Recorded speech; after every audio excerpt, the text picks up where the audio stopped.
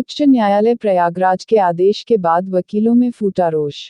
बांग्ला इलाहाबाद उच्च न्यायालय का है, जहां पर उच्च न्यायालय परिसर में फूटे कोरोना बम के बाद आनन फानन में वर्चुअल पेशी के आदेश के बाद वकीलों का गुस्सा फूटा और वकीलों ने न्यायालय के आदेश के खिलाफ जमकर नारेबाजी की। कल पारित हुए वर्चुअल पेशी और ऑनलाइन बहस के आदेश के बाद सुबह से ही पुलिस प्रशासन ने उच्च न्यायालय की ओर आने वाली सभी सड़कों को जाम कर दिया और आने वाले वकीलों को समझा बुझाकर वापस भेजने की कवायद शुरू कर दी, जिसको लेकर उच्च न्यायालय के वकीलों में खासा रोष देखने को मिला। उनका कहना था कि उच्च न्यायालय में कार्यरत 1 लाख से ज्यादा वकीलों में से अधिकतर के पास वर्चुअल पेशी और बहस के संसाधन उपलब्ध नहीं है। इलाहाबाद हाईकोर्ट के आदेश के बाद अधिकतर वकील ना तो पेशी में अपने पक्ष को रख पाएंगे, जिससे उनके वकीलों के लिए बड़ी समस्या उत्पन्न हो सकती है। उन्होंने यह भी मांग की कि यदि वर्चुअल पेशी ज्यादा जरूरी है तो कोर्ट रूम के अंदर वकीलों को आने दिया जाए एवं माननीय न्यायाधीश अपने कमरे से ही वर्चुअल तरीके से सभी मामलों की सुनवाई करें, ताकि किसी प्रकार की कोई कादरी कमी के कारण वकीलों के मुख्य लोग को सजा ना भुगतनी पड़े।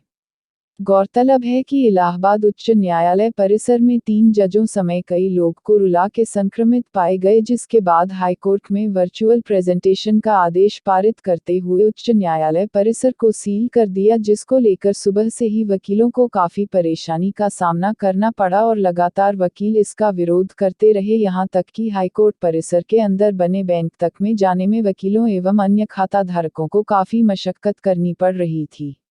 लगातार इलाहाबाद हाईकोर्ट के द्वारा किए जा रहे आदेशों से वकील परेशान हैं। उनका कहना है कि अपनी सहूलियत के हिसाब से आदेश को पारित कर देती है, लेकिन दूर दराज से आने वाले और वकीलों के लिए यह परेशानी का कारण बन जाता है।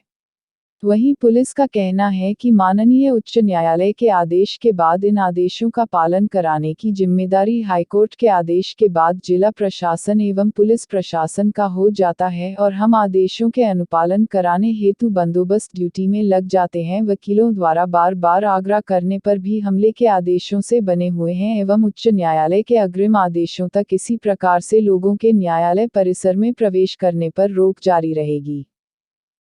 हमने निवेदन किया है एक पत्र के माध्यम से माननीय अध्यक्ष हाईकोर्ट बार एसोसिएशन को कि जो हाइब्रिड मोड पर कोर्ट चल रही थी, वर्चुअल और फिजिकल दोनों, उसको चलते रहने दें। जो न्यायाधीश महोदय हैं वो बैठ सकते हैं अपने रिटायरिंग रूम में, और जो अधिवक्ता हैं वो बहस कर सकते हैं कोर्ट रूम में। माननीय यशवंत वर्मा साहब पहले इसी तरह कोर्ट फंक्शन करते थे और उसी प्रकार चलनी चाहिए। यही छोटी एक मांग है हम लोग की कि दोनों मोड में चलाएं, हाइब्रिड और वर्चुअल दोनों मोड में। हम लोग वर्चुअल मोड के खिलाफ नहीं है। तो आज जो अभी इस समय जो पूरी तरीके से बंद करके वर्चुअल की बात की जा रही है, तो इसमें किस तरह की परेशानियां हो रही हैं? देखिए, ओपन कोर्ट के पास तो सुविधाएं की बात अलग है। सुनवाई हमेशा ओपन कोर्ट में होना चाहिए, उसके कई सारे फायदे हैं, नुकसान उसका एक भी नहीं। और जहाँ तक संक्रमण की बात है, तो इससे ज़्यादा संक्रमण चुनाव में होगा और उससे भी ज़्यादा जो संक्रमण मांग मेला में हो सकता है, तो उस पर कोई रोक नहीं लगाई जा रही। आपका परिचय? मैं रितेश श्रीवास्तव, अधिवक्ता हूँ न्यायालय। हाँ बताओ।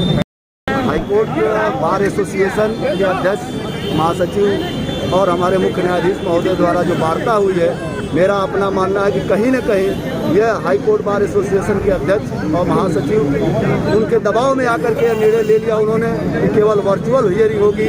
मेरा मानना है हमारे हाईकोर्ट बार के सभी सदस्यों का एक स्वर में यह आह्वान है और मांग है कि वर्चुअल और फिजिकल हियरिंग दोनों साथ साथ होनी चाहिए। हमारे अधिवक्ता वर्ग यहाँ तमाम वर्गों से आए हुए हैं, मीडियम क्लास के भी अधिवक्ता हैं, अपने कई जगहों से आकर के और इस इलाहाबाद हाईकोर्ट अपना जीवन यापन कर रहे हैं। उनके पास तमाम सुविधाएं नहीं हैं, उस तरह के न मोबाइल है न लैपटॉप है, और यहाँ की जो लिंक की व्यवस्था है। सबसे पहले तो मैं माननीय मुख्य न्यायाधीश महोदय से यह निवेदन करना चाहता हूँ कि आप बहुत अच्छा हाईकोर्ट कर दीजिए और बड़ा वाईफाई कर दीजिए, लेकिन आप अपने पहले नेटवर्क को सुधारिए।